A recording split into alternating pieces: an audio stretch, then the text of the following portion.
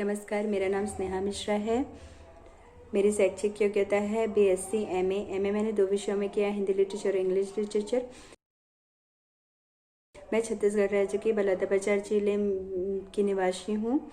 बलौदाबाजार जिले की विशेषता यह है कि यह खनिज संसाधनों से परिपूर्ण है। यहाँ पर सीमेंट और चूना पत्थर बहुतायत मात्रा में पाई जाती है। बलौदाबाजार में ही श्री सीमेंट, अंबुजा सीमेंट और इमामी सीमेंट की फैक्ट्रियाँ हैं, जहाँ से सीमेंट बहुतायत मात्रा में निर्यात की जाती है। इसके साथ साथ बलौदाबाजार जिला चारों तरफ से प्राकृतिक सुंदरता से परिपूर्ण है। सतनाम धर्म के प्रवर्तक घासीदास बाबा जी की जन्मस्थली गिरौदपुरी, हमारे छत्तीसगढ़ के प्रथम शहीद स्वतंत्रता सेनानी वीर नारायण सिंह की जन्मभूमि सोनाखान, और उसके साथ साथ सिरपुर, लौकुश की जन्मस्थली तुरतुरिया, बार न्यापारा, वन्यभरण, शौर्य नारायण, ये सब हमारे ज़िले की सीमाओं से लगी हुई हैं, जो कि हमारे ज़िले की सौंदर्यता को और भी बढ़ाती है। इस प्रकार से हमारी ज़िला जो है वो बहुत ही ऐतिहासिक मामले में खनिज संपदा से परिपूर्ण है। इसी बलौदाबाजार जिले के ग्राम सोनैडी, ब्लॉक कस्टोल में मैं पदस्थ हूँ 2009 से। मेरी शैक्षिक अनुभव है 12 वर्ष की। मेरे विद्यालय में 72 बच्चों की दर्ज संख्या है, जिनमें से 44 बालिका हैं और 28 बालक हैं। हमारा विद्यालय जो है वो सन 1991 से संचालित की गई है, कक्षा 1 से 5 तक। उससे पहले वहाँ के नागरिक जो है, वहाँ की जो जनता है, वो पढ़ाई से अध्यापन से बहुत ही अध्यापन से बहुत ही ज़्यादा दूर थी। इसलिए क्योंकि वहाँ पर उस गांव में जाने के लिए कोई भी पक्की सड़क नहीं थी। वहाँ जाने के लिए पगडंडी का सहारा लेके जाना पड़ता था, और तब से लेके सन 2016-17 तक वहाँ पर जाने का कोई भी रास्ता नहीं था। 2016-17 से वहाँ पर पक्की सड़क बनी, तब से वहाँ जाने का सुगम रास्ता बना, और रोड नहीं होने के कारण वहाँ की जो ग्रामीण है, वहाँ की जो जनता है, वो बाहरी दुनिया से लगभग दूर थी। इसलिए वहाँ पर हमें अध्यापन कार्य करने में थोड़ी दिक्कतों का सामना करना पड़ा। जब 2009 में मेरी पोस्टिंग हुई और मैं वहाँ पर अध्यापन कराने गई, तो मैंने विषय लिया पर्यावरण और अंग्रेजी। तो पर्यावरण तो चलो ठीक था, लेकिन इंग्लिश जो है वो लैंग्वेज है, भाषा है, और चूँकि वो बहुत ही ग्रामीण परिवेश है, और उस गांव में लोगों की आर्थिक स्थिति जो है वो बहुत अच्छी नहीं है, आर्थिक स्थिति भी बहुत कमज़ोर है। वहाँ की जनता लगभग 50% पलायन पे जाती है अपनी रोजी रोटी के लिए। लेकिन उस समय की तुलना में, अभी की तुलना में हम देखें तो अभी बच्चों जो हमारे विद्यार्थी हैं वो 50% की तुलना में 25% ही पलायन पे जा रहे हैं।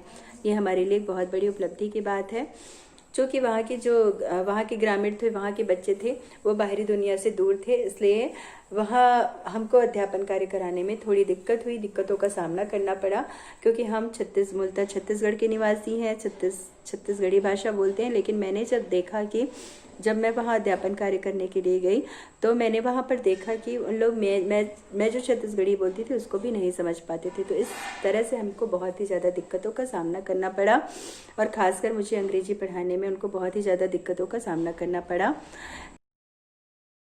कि जब से श्री अरविंदो सोसाइटी के माध्यम से JIIEI कार्यक्रम संचालित किया गया है, तो वहाँ पर मैंने सीखा कि मैं जब अंग्रेजी पढ़ाने के लिए बहुत सारे TLM को यूज़ करती थी, जो कि थोड़ी कॉस्टली होती थी, एक्सपेंसिव होती थी। तो मैंने इस कार्यक्रम के माध्यम से जाना कि हम बहुत सारे ऐसे नवाचार प्रयोग कर सकते हैं अपने बच्चों को सिखाने के लिए, जो कि फ्री कॉस्ट रहता है। जो हमारे आसपास की चीज़ें होती है उसको यूज़ करके हम बच्चों को बहुत अच्छे से सिखा सकते हैं। क्योंकि हमारे छोटे बच्चे हैं कक्षा 1 से 5वीं तक, और बच्चे खेल खेल के माध्यम से सीखना ज़्यादा अच्छा समझते हैं। तो मैंने इस कार्यक्रम के माध्यम से सीखा कि कैसे हम छोटी छोटी चीज़ों को कलेक्ट करके बच्चों को बहुत अच्छे से सिखा सकते हैं। जैसे कि मैंने इनसे सीखा, जो हम आजकल पैकेट्स खाते हैं जिनका रैपर्स होता है, जिसमें इंग्लिश नेम्स होते हैं, जैसे कि लेज़ हो गए, कुरकुरेज हो गए, पार्ले जी, ये सब जो हम लोग ऐसे ही फेंक देते थे, वो सब कलेक्ट करके बच्चों को दिखाना। जिसका नाम बच्चे जब स्कूल नहीं जाते होते हैं तब भी बताते हैं कि हम लेस खा रहे हैं, कुरकुरे खा रहे हैं। फिर उसके साथ साथ उस पैकेट में और भी जो चीज़ें लिखी होती है उसको बच्चे पढ़ने की कोशिश करते हैं। ये सब चीज़ें मैं इस नवाचार का इस कार्यक्रम के माध्यम से सीखी हूँ कि कैसे छोटी छोटी चीज़ों को, मतलब ये सब हम उस समय तक हमको ये चीज़ें, ये आइडियाज़ हमको नहीं आता था। ये मैं आपको लोगों को बताना चाहूँगी कि मैं इस श्री अरविंदो सोसाइटी की जो JIIEI कार्यक्रम है उससे मैं बहुत ज़्यादा इन चीज़ों से सीखी हूँ। अभी कुछ विगत महीनों से कोविड-19 के कारण हम विद्यालय संचालित नहीं कर पा रहे हैं। इसके लिए JIIEI इनोवेटिव पाठशाला ने कुछ विगत सितंबर महीने से एक कार्यशाला आयोजित की गई है, जिसमें हर सप्ताह नए नए सेशन होते हैं, जिसमें श्री अनीश सर के द्वारा हमको हर सेशन उनके द्वारा लिया जाता है और वो हर सेशन में हमको कुछ नई नई चीज़ें बताते हैं जो कि हमारे लिए बहुत ही ज़्यादा ज्ञानवर्धक होती है और जो कि हमारे बच्चों के लिए बहुत ही ज़्यादा लाभदायक सिद्ध होती हैं। इसके लिए मैं श्री अनीश सर जी को थैंक यू कहना चाहती हूँ। इसके साथ साथ ही मैं आप लोग को ये बताना चाहूँगी कि जो इनोवेटिव पाठशाला है इसका ऐप्स है जिसको मैंने डाउनलोड किया है और उसमें बहुत सारी चीज़ें हैं वो जिसमें हर सब्जेक्ट है, हर माध्यम है, हिंदी, इंग्लिश, और उसमें हम सारे सब्जेक्ट को डाल के किसी भी चैप्टर्स को देख सकते हैं कि इसको हम बच्चों को कैसे पढ़ाएं। इसमें मैंने बहुत सारी चीज़ें देखी, जैसे इंग्लिश पढ़ाने के लिए मैंने एक लेसन लिया था मोनस फॉर्म, उसमें बहुत सारी चीज़ें दी गई थी, जैसे एक्सप्लेनेशन हो गया, खेल के माध्यम से है, ग्रेड पद्धति है, तंबोला है और कैरम है, सांप सीढ़ी, इसके माध्यम से बच्चों को चैप्टर्स को हम कैसे डील करते हैं। और ये चैप्टर्स उन्होंने इस सब के माध्यम से मेरे बच्चों तक इसको लेके गई और बच्चे बहुत अच्छे से उसको ग्रहण किए।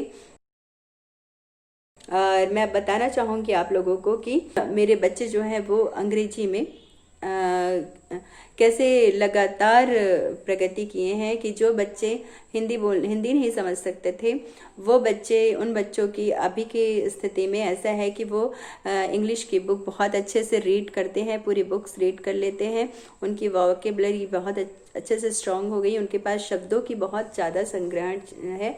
इसके लिए मैं इसकी हमारा जो श्री अरविंदो सोसाइटी की तरफ से JIIEI कार्यक्रम इनोवेटिव पाठशाला है उनको बहुत ही ज़्यादा उनका आभार व्यक्त करना चाहती हूँ कि उन्होंने हमको और भी बहुत सारे आइडियाज़ दिए कि हम बच्चों तक और अपनी नई नई तकनीक जो है वो कैसे ले जाएं, उनको और कैसे कैसे सिखाएं। मेरा विद्यालय रोल मॉडल है क्योंकि मैं एक ऐसे विद्यालय से हूँ जहाँ पर कोई रास्ता नहीं था, कच्ची सड़क थी। वहाँ के बच्चों को मैं देखती थी कि आगे पढ़ाई के लिए अपने कंधे पे साइकिल लेके खेत की मेड़ से होके जाते थे। हम स्वयं भी अध्यापन कार्य के लिए खेतों से चल के जाते थे। फिर वहाँ पर ग्रामीणों की सहायता से हम सब ने मिलके रोड की मांग की, वहाँ पर पक्की सड़क बनी। आज के इस समय में वहाँ वो जो गाँव है वो बहुत ही ज़्यादा प्रगतिशील गाँव है, विकासशील गाँव है। तो ये सब उस वहाँ के लिए बहुत अच्छा हुआ और रोल मॉडल इसलिए है क्योंकि इतना पिछड़ा हुआ होते हुए भी उस गांव की जनता जो है, उस गांव के जो पेरेंट्स हैं वो बालिका शिक्षा को बहुत ज़्यादा प्रोत्साहित करती है। वहाँ पर जो दर्ज संख्या है वो बालकों की अपेक्षा बालिकाओं की बहुत अधिक है और वहाँ के बच्चे हमारा बहुत सहयोग करते हैं और एक दूसरे के साथ हम मिलके बहुत ही अच्छे से अपने अध्यापन कार्य को करते हैं। इसके साथ साथ मैं श्री अरविंदो सोसाइटी एवं HDFC बैंक को धन्यवाद देना चाहूँगी कि उन्होंने मुझे ये मंच दिया कि मैं अपने विचार साझा कर सकूँ, मैं अपने विद्यालय की बात बता सकूँ। इसके लिए आपका बहुत बहुत धन्यवाद।